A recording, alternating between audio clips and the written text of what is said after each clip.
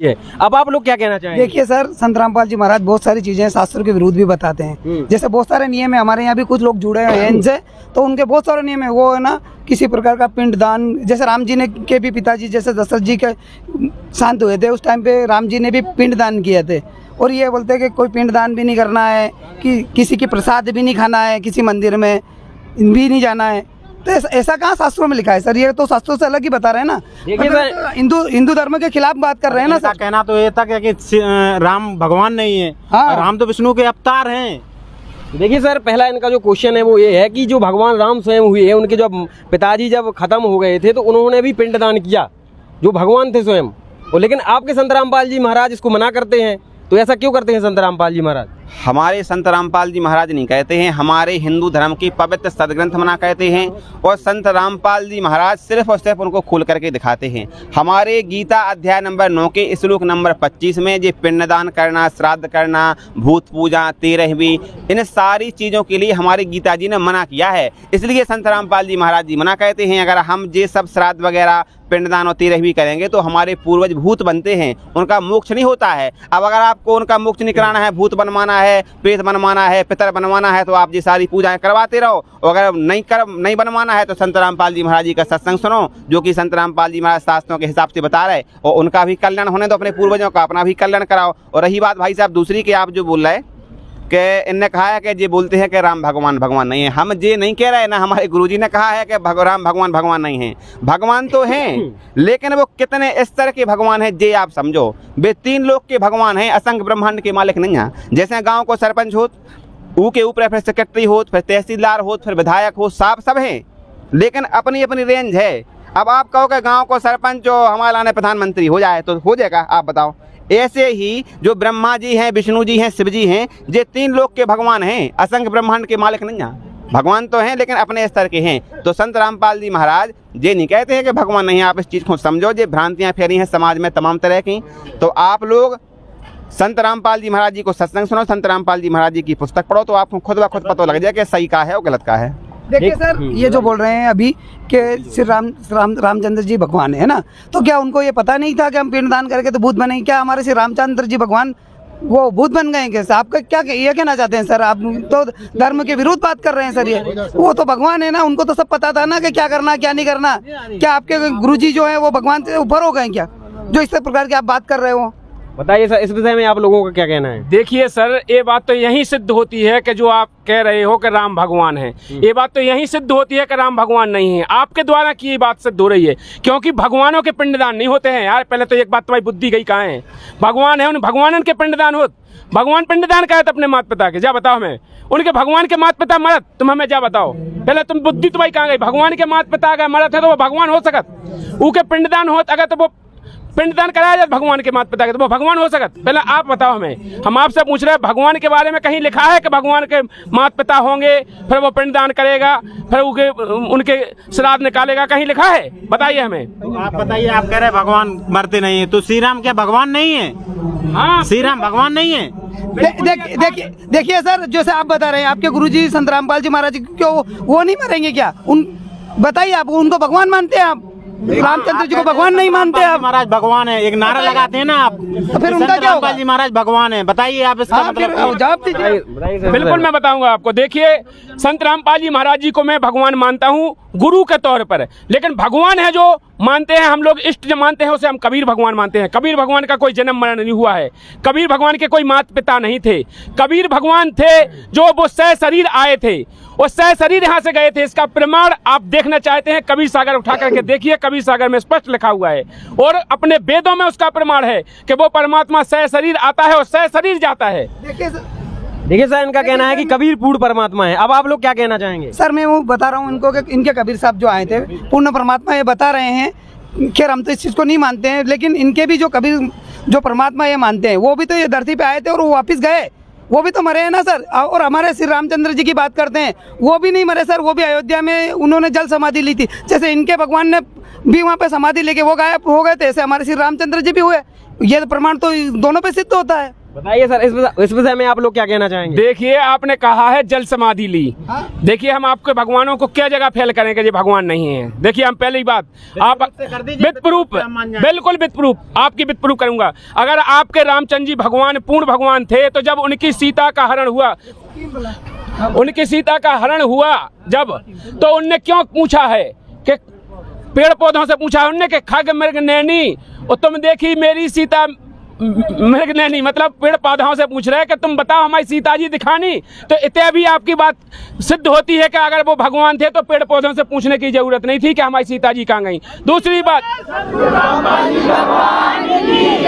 बात आपकी सिद्ध कहते हैं कि रामचंद्र जी भगवान नहीं थे पूर्ण भगवान, क्योंकि आपके अगर रामचंद्र जी पूर्ण भगवान थे तो एक गर्भवती सीता की अग्नि परीक्षा, पहले तो अग्नि परीक्षा लेने की कोई जरूरत नहीं थी। भगवान थे तो वो स्वयं देख सकते थे कि हमारी सीता का संबंध रावण से नहीं बना है। उन्होंने अग्नि परीक्षा क्यों ली? क्या अगर तेरा संबंध रावण से नहीं बना होगा तो तू नहीं जलेगी, अगर बना होगा तो तू जल जाएगी। अग्नि परीक्षा लेने की क्या जरूरत थी आपके अगर रामचंद्र जी भगवान थे तो? तीसरी बात मैं सिद्ध करता हूं कि आप रामचंद्र जी को भगवान नहीं कह सकते कि वो पूर्ण भगवान थे। अगर रामचंद्र जी पूर्ण भगवान थे तो सीता को गर्भवती क्यों निकाल दिया घर से? एक धोबी के कहने से। इन्हें तो पता था, इन्हें तो परीक्षा ले ली थी कि सीता निर्कलंक है, उसका कोई दोष नहीं है, उसे रावण ने टच नहीं किया है। फिर एक धोबी के कहने से इन्हें क्यों सीता को घर से बाहर निकाल दिया? आपके रामचंद्र जी हाँ भी फेल होते हैं कि वो पूर्ण भगवान नहीं है। मैं उसको पूरा आपको उदाहरण देता हूँ। रामचंद्र जी राजा थे, है ना, और उन्होंने अपनी प्रजा को खुश करने के लिए, अपनी प्रजा ने जो फैसला लिया उसका सम्मान करने के लिए उन्होंने अपनी पत्नी जो बिल्कुल सुरक्षित थी, मतलब किसी प्रकार का षड्यंत्र नहीं था, उनको पता भी था, इसके बावजूद भी उन्होंने वो वनवास दिया। क्योंकि इसलिए कि उन्होंने राजधर्म का पालन किया है। इसलिए हमारे जो होते हैं भगवान वो ना राजधर्म का पालन करते हुए उन्होंने अपने आ रहा हूँ आपकी बात। देखिए सर, पहले सुनिए, आप सुनने की क्षमता रखिए। दूसरी बात ये आपने बोला कि रामचंद्र जी ने वन में जाकर पक्षी से पूछा, पौधों से पूछा। तो सर आप बताइए, जब वो पार्वती जी उनकी परीक्षा लेने आई थी कि सीता का रूप धारण करके, तो वो उन्होंने कैसे पहचान लिया उनको? अगर भगवान नहीं होते तो वो कैसे पहचानते उनको? बताइए। बताइए आप। मैं बताता हूँ इस बात को। जब आपकी सीता जी परीक्षा लेने आई, इसके पहले रामचंद्र जी ने यहाँ लीला कर रहे थे तो उन्होंने कहा था, पार्वती और शंकर जी वहाँ से गुजर रहे थे तो उन्होंने कहा कि ये विष्णु हैं, अवतार हैं। तो उन्होंने कहा कि विष्णु भगवान हैं। हाँ, ये भगवान विष्णु जितने हमारे भाई ने बताया कि ये 3 लोक के स्वामी हैं, वहाँ तक के भगवान हैं। तो उन्होंने पूछा कि ये 3 लोक के स्वामी हैं, तो फिर ये क्यों पूछ रहे हैं? तो वहाँ पर जो तुम ये सिद्ध करना चाहते हो, तो वहाँ पर काल भगवान ने उनकी बुद्धि को खोल दिया था, जो यहाँ का 21 ब्रह्मांड का स्वामी है। जब सीता हरण हुआ, जब इनकी बुद्धि ऑफ कर दी, और जब पार्वती परीक्षा लेने आई यहाँ पर सीता रूप में, तब उस काल भगवान ने उनकी बुद्धि को ऑन कर दिया उतने टाइम के लिए, तो उन्होंने पहचान लिया। इसके बाद वो चली गई, फिर जाके था उनकी बुद्धि ऑफ कर दी। यहाँ पर काल का खेल है, बहुत बड़ा खेल है। आप अगर समझना चाहते हैं तो इसे समझिए।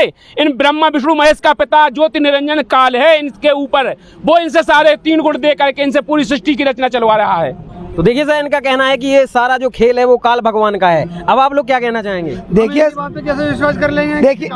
देखिए भाई, ये बोल रहे हैं काल का खेल है। काल है कौन? पहली बात तो ये बताए, हमें ये बताए कि काल कौन चीज है, क्या है, इस विषय में बताए ना सर। पहली बात तो इन्होंने क्या बोला कि रामचंद्र जी भगवान नहीं है, और फिर ये बोल रहे हैं कि रामचंद्र जी भगवान है, विष्णु के अवतार हैं। उनके पिता क्या बता रहे हैं? पिता काल बता रहे हैं। मतलब भगवान तो सिद्ध हुए ना, इनके गुरुजी तो ना तो भगवान है, और ये बोल रहे कबीर साहब भी ना भगवान है।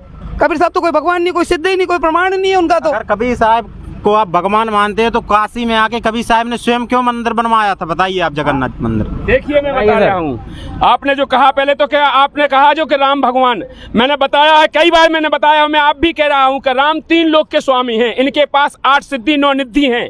मैंने ये नहीं कहा कि बिल्कुल भगवान नहीं है, लेकिन पूर्ण भगवान, मैंने हर बार कहा है कि ये पूर्ण भगवान नहीं है।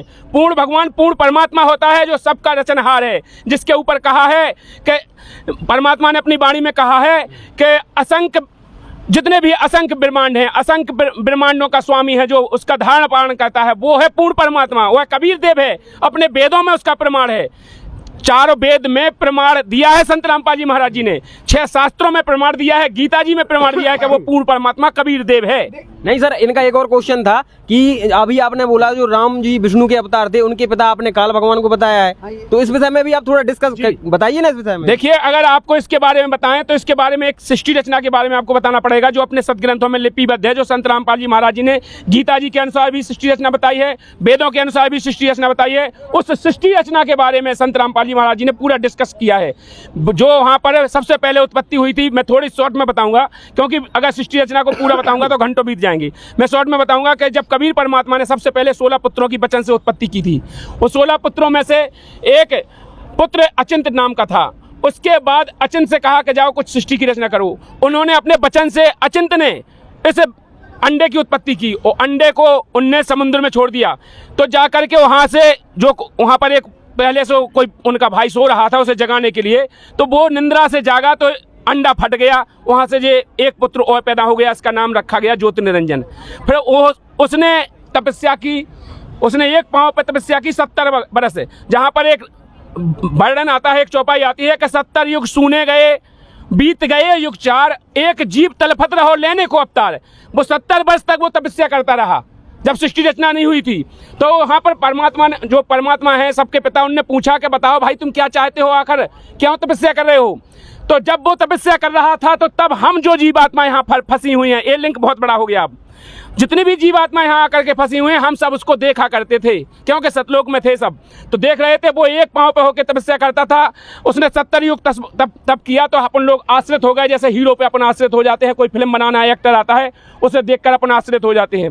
तो उसके बाद जब अपन आश्रित हो गए, इसके बाद फिर उसने दूसरी बार तो उसने मांगा परमात्मा से, तो परमात्मा ने कहा कि तू क्या चाहता है। तो उसने कहा मुझे कुछ दो परमात्मा, मुझे अलग से। तो जैसे धनी बाप अपने बच्चा अगर कहे कि हमें कुछ दे दो, हमें अलग रहना है, तो अपने बाप अपने बच्चे को प्लॉट दे देता है कि जाओ तुमको 10 घर दे दिए, 5 घर दे दिए, प्लॉट दे दिए। ऐसे 21 ब्रह्मांड इसको दे दिए। जब इसने 21 ब्रह्मांड ले लिए, फिर इसके बाद इसने फिर तब किया 64 युगों तक। जब फिर 64 युग इसने तब किया, तो हम फिर आश्रित हुए इसके ऊपर देख करके। तो फिर इसने पूछा, परमात्मा से मांगा। परमात्मा ने पूछा क्या चाहता है भाई, अब तूने ले लिए अपने 21 ब्रह्मांड, अब क्या चाहता है। तो इसने कहा परमात्मा मुझे कुछ प्रोटेक्शन दो। तो इस परमात्मा ने कहा ठीक है। तो परमात्मा ने इसे 3 गुण और 5 तत्व दिए। जब 3 गुण 5 तत्व दिए, तो इसने वो 3 गुण 5 तत्व लेके जो संतुष्ट नहीं हुआ, फिर इसने कहा कि परमात्मा हमारे साथ कोई आत्मा जाना चाहती है, हमें वो भी चाहिए। तो परमात्मा बोले मैं इन आत्माओं को नहीं दे सकता हूँ, ये आत्मा मेरी हंस आत्मा है, मैं इनको नहीं दूंगा, ये मेरे बचन के बच्चे हैं। क्योंकि हम जब जितने भी जीव आत्मा यहाँ आकर के फंसे हुए हैं 21 ब्रह्मांडों में, संत रामपाल जी महाराज जी ने सृष्टि रचना में बताया, विस्तार से आपको जानना है तो देख सकते हैं। 21 ब्रह्मांड में जितने भी जीव फंसे हुए हैं, हम सभी जीव आत्माएं सतलोक की आत्माएं हैं। क्योंकि हम जभी तो यहाँ मरना नहीं चाहते हैं, हम जभी यहाँ पर धनी रहना चाहते हैं। हम सभी चाहते हैं कि हमारे पास कार कोठी बंगला हो, क्योंकि हमारे वहाँ पर सारे सुख ऐसे ठाट बाट थे। और वहाँ से हम जब फंस गए तो हम सभी ने हाथ खड़े कर दिए। परमात्मा ने पूछा कि जब अगर ये आत्माएं कह देंगी तब मैं भेजूंगा। तो हम सभी आत्माओं ने, परमात्मा ने पूछा क्यों भाई तुम इसके साथ जाना चाहते हो। तो सबने नेची गर्दन कर ली। पहले तो एक आत्मा उठी, उसने हाथ खड़ा किया, उसने कहा हाँ परमात्मा हम जाना चाहते हैं। तो परमात्मा ने कहा ठीक है, अगर तू जाना चाहती है तो मैं तेरा इंतजाम कर दूंगा। जब उसको देख करके हम सभी लोग खड़े हो गए, हमने सबने हाथ खड़े कर दिए, हम जाना चाहते हैं, हम जाना चाहते हैं, सब खड़े हो गए देख के। तो परमात्मा ने कहा कि ये सब मर्यादित खराब हो गई इनकी, ये एक इस पे आश्रित होगा, ये यहाँ रहने के लायक नहीं है। क्योंकि परमात्मा ने कहा है जब अपने ढेर सारे सेव होते हैं उनमें अगर दाग आ जाए ना, सड़ जाएं, तो मजबूरन फेंकना पड़ते हैं। क्योंकि अगर वो सड़े सेव उसमें रहेंगे तो वो साजे सेव को भी खराब कर देंगे। तो परमात्मा ने सोचा इनको अब यहाँ से निकालना पड़ेगा। तो परमात्मा ने कहा जाओ बेटे तू जा, मैं अब इनको अपनी तरफ से भेज दूंगा, मैं अपने सिस्टम से। तो परमात्मा ने फिर भेजा। परमात्मा ने जो पहली आत्मा उठी थी उसे बनाया परमात्मा ने क्या, एक सुंदर स्त्री दुर्गा, उसका नाम रखा दुर्गा। उसको 8 भुजाएं दी, 8 भुजाएं दी, और उसको ऐसी शक्ति दी कि मतलब 64 कला उसको शक्ति दी। और उससे कहा कि जा तू इसको लेके जा। और ये जीवात्मा जितनी थी वे सारी जीवात्माएं उस दुर्गा के अंदर, जैसे आज अपने रक्त में ब्लड में कीटाणु भर देते हैं ना, जो अपन देखते हैं कि 1 पॉइंट ब्लड में कितने कीटाणु करोड़ों होते हैं, इसी तरह जीवात्माओं को सूक्ष्म रूप बना करके उसमें प्रवेश कर दिया काल भगवान, वो परमात्मा ने काल भगवान के संगे भेजने के लिए दुर्गा में। और दुर्गा से कहा जा मैंने तेरे को वचन शक्ति दे दी है, जब तू यहाँ से जाएगी और काल भगवान वहाँ पर जो ज्योतिनिरंजन, उसका नाम तो काल बाद में पड़ा, तो ज्योतिनिरंजन तुझसे कहेगा तो अपनी जो आत्मा वहाँ पर वचन से पैदा कर सकती है, तुझे इतनी शक्ति है। तो वो वहाँ से और भेज दी कि जा तू इसके साथ उसके ब्रह्मांड में चली जा। तो जब वहाँ से आई तो इस काल भगवान, अब यहाँ पर काल कहाँ से पैदा होता है अब मैं बताता हूँ। तो यहाँ पर आई तो इसकी नीयत खराब हुई दुर्गा की, जब जो इसके पास आई तो जब इसकी नीयत खराब हुई तो इसके साथ दुष्कर्म करना चाहा। जब उसने दुष्कर्म करना चाहा तो दुर्गा ने, हाँ, ये दुष्कर्म कहाँ करना चाहा उन्होंने? 21 ब्रह्मांड में जब जो आ गई, पहले या बाद में? पहले, जब मई अभी 21 ब्रह्मांड में है, जब वहां पर जो आई दुर्गा, तो दुर्गा आई उसके पास तो उसने दुष्कर्म करना चाहा उसी 21 ब्रह्मांड में। तो उसके वो सूक्ष्म रूप बनाकर उसके श्वास के द्वारा उसके पेट में चली गई दुर्गा। जब उसके पेट में चली गई तो पेट से फिर उसने प्रार्थना की कि हे परमात्मा मुझे बचा लो, ये तो हमारे साथ गलत कर रहा है। तो परमात्मा तो जान ही गए थे, जान ही जानते। परमात्मा ने कहा तूने जाने की ठानी थी, अब तुम भोग, तेरे साथ जो होगा। तब परमात्मा ने फिर अपने बच्चे को भेजा, एक जो बच्चे थे 16 पुत्र मैंने बताया, उनमें से एक को भेजा अचिंत रूप में, वो कहा जा बेटा उसको निकाल के बाहर आ। तो परमात्मा ने भेजा तो उसने आकर के अपनी शक्ति से उसे बाहर निकाला दुर्गा को। फिर बाहर निकाल के उसने कहा कि ले अब तू इसके साथ रहना। वो काल नैंजन से कहा कि देख इसके पास वो शक्ति है कि जो वचन से जितने तू कहेगी पूरे जीवों को पैदा कर देगी यहाँ। तो वहाँ दे करके वो चला गया। वो जाने के बाद परमात्मा के उसके जाने के बाद इसने फिर से दुष्कर्म किया उसके साथ। उसने नखरेगा से उसको भग बनाई, जो पर्सनल इंद्री परमात्मा ने बना के नहीं दी थी स्त्री को, इसने नाखून से बनाई और भग बना करके उसके साथ भोग विलास किया। भोग विलास करने के बाद इसने 3 पुत्रों की उत्पत्ति की और परमात्मा को पता पड़ा कि इसने मतलब इसके साथ भोग विलास कर दिया। तो परमात्मा ने वचन शक्ति से इनको कह दिया कि इनको रिजेक्ट कर दो, यहाँ से हटाओ यहाँ से। तो वहाँ से जो 21 ब्रह्मांड वचन के पावर से चल पड़े, वो आकर के 16 कोस दूरी पर आकर यहाँ पर आरोग्य जिस ब्रह्मांड में आप खड़े हुए 16 संख कोस दूरी पर हैं आप सतलोक से। देखिए सर, तो देखिए सर, इन्होंने पूरी सृष्टि रचना का ही बखान कर दिया। अब आप लोग क्या कहना चाहेंगे? देखिए सर, हम ये बोलना चाहते हैं कि जो इन्होंने जो कहानी बनाई है वो शास्त्रों से है भी कि नहीं है, इसका प्रमाण कहाँ है, किस शास्त्र से इन्होंने ये कहानियाँ ली है, मतलब पूरा डिटेल हमारे सामने आना चाहिए ना। हम कैसे मान लें, मतलब मैं भी कोई कहानी बना के आ जाऊँगा कि यहाँ ऐसा हुआ था फलाना हुआ था, हम मानेंगे कैसे?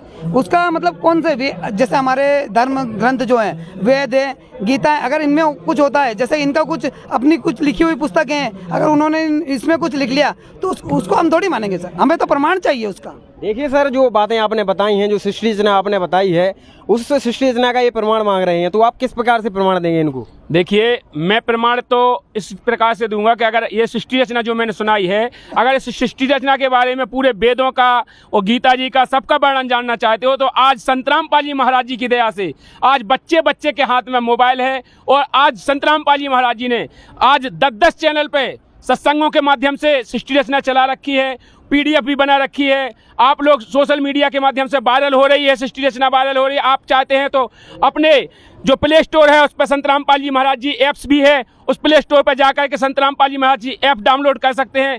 अनेकों चैनल पे जो डिबेटें पड़ी हैं उनमें भी संत रामपाल जी महाराज जी की सृष्टि रचना लगी हुई है। आप जाकर के सृष्टि रचना को देख सकते हैं।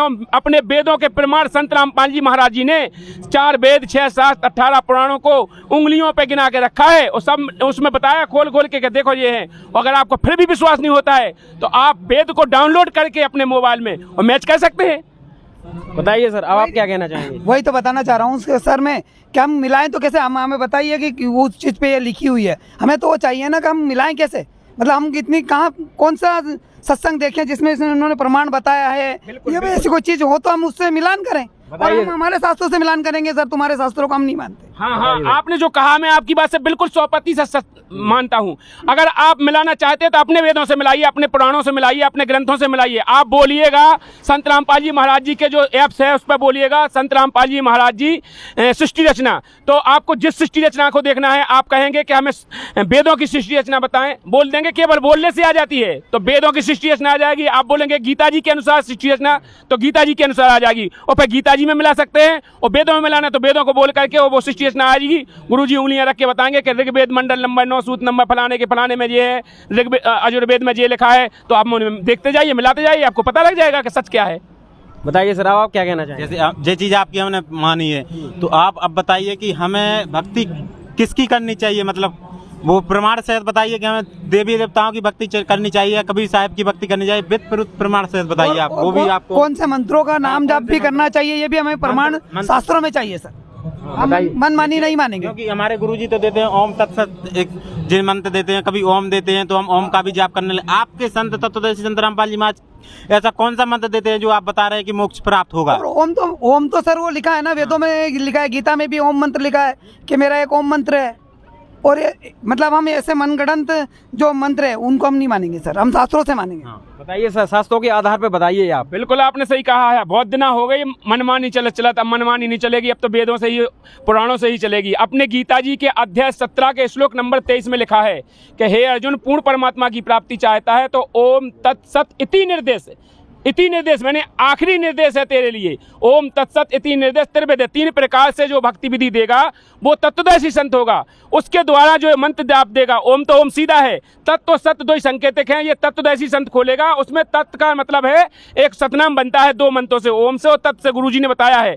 उसमें गुरुजी ने खोल के बताया है कि इन 2 मंत्रों के जाप करने से जो गुरुजी बताते हैं कि पूरा गुरु वही कहावे जो 2 अक्षर का भेद बतावे, एक छुड़ावे एक लखावे, तो प्राणी निज घर खो जावे, तो अपने घर को जा सकता है जहां से आया है। सतनाम हृदय धरो भयो पाप को नाश, जैसे चिंगारी अग्नि की पड़े पुराने घास। तो वो मंत्र संत रामपाल जी महाराज जी के अलावा विश्व में किसी को पता नहीं है ओम तत्सत का क्या मंत्र है। वो तत्वदर्शी संत रामपाल जी महाराज जी हैं। सर वो राधा स्वामी जी जो संत है वो भी यही बताते हैं, वो भी ओम सोम बताते हैं सर कि वो इनका जाप करो। देखिए जैसे कोई बता दे, आसाराम जी भी यही बताते थे कि ओम का स्मरण करो। मैंने आपको बताया है कि इसका पहले कोई वेद विद खोल के दिखाए। सृष्टि रचना के बारे में भी बात हुई है, तो सृष्टि रचना में भी बताया है कि वो तत्वदर्शी संत होगा जो संसार रूपी वृक्ष की रचना बताएगा पूरे कि कौन क्या है। आज तक किसी संत ने बताया? आप जिसकी कह रहे हैं उन्हें बताइए, उन्हें सृष्टि रचना बताइए ऐसी। सतगुरु के लक्षण कहूँ मधुरे बैन विनोद, 4 वेद 7 कहे 18 बोध, 4 वेद 6 7 18 पुराण खोल के बताया उन्होंने। बताइए आप हमें। तो बताइए अब आप लोगों का क्या कहना है? सर हमारा ये कहना है कि जो इन्होंने बताया है वो सारे शास्त्रों में मिलना चाहिए। मतलब हम मिलान भी करेंगे पूरा, अगर ये शास्त्रों में सही है तो हम बिल्कुल इस चीज़ को एक्सेप्ट करेंगे, समझेंगे और उसको आगे सोचेंगे क्या और करना जो हमारे साथी भाई हैं जो आज जैसे सभी संतों से जुड़े हुए हैं, उनसे भी हम ये बात रखेंगे। अगर हमें प्रमाण सही मिला और आपके तत्वदर्शी संत रामपाल जी महाराज जो ज्ञान दे रहे हैं वो हमें रूबरू वेद शास्त्रों के अनुसार मिला, भक्ति सही मिली, मोक्ष का मार्ग मिला, तो जितने हमारे जो भगत भाई हैं या शिष्य हैं, जैसे कोई भी संत के हो, हम उनसे सभी से वार्ता रखेंगे और उनसे जोड़ने का भी प्रयास करेंगे।